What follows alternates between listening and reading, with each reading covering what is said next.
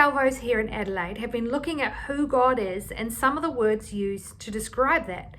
So we've been looking at some of the omnis: omnipotent, omnipresent, and omniscient.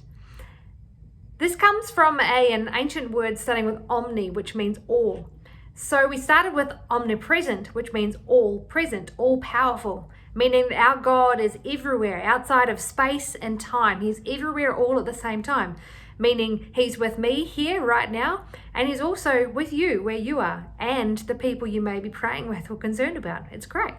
And then when Shane spoke about omnipotent or omnipotent, and this means a God who is all powerful.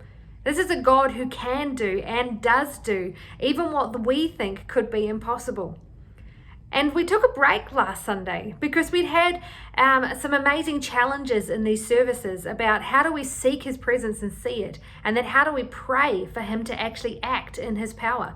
And we've had these great answers to prayer, and it was such a goosebump celebration last week, actually sharing what God has done and what he is doing as people have spoken out their impossible prayers and seen him move in awesome ways. It's great. And there will be another couple being shared this Sunday. So we're really excited to hear more about what God is and can do. But the word that we're focusing on this Sunday is omniscient. Omni meaning all, and in science, you might understand the word from science, it's a knowing, it's a knowledge. So God is all knowing. God knows what has happened, what is happening, and what will happen. But God also knows our thoughts. He knows everything I say. He knows everything I have done. He knows everything that I think. And this can get a little bit scary because when we think about it, God knows what we're going through. He knows how we got into what we're going through. He also knows where it could lead, but he also knows what good can come out of it. He knows my worries. He knows my doubts. He knows my fears. He knows how insecure that I am. He knows the worries that I carry and the things that I try to hide from other people.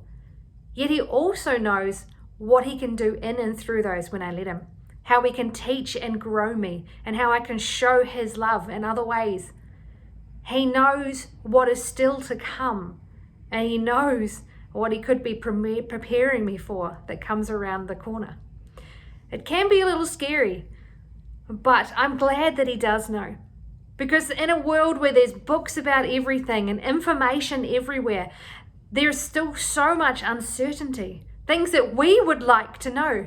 Plans, paths, information, answers, things that we are crying out for that we need to know and just cannot find some of those answers. It gives me comfort to know that he does, that he is an all-knowing God, that even despite COVID lockdowns and border restrictions and fears and worries about changing weather and what's going to happen for Christmas, he knows. He knows what has happened, he knows what will happen, and he knows what is needed to happen today. I get hope from that. I get hope knowing that he knows what's around that next corner.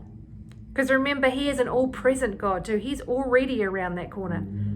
And he is an all-powerful God and has the ability to make amazing things happen from anything and everything.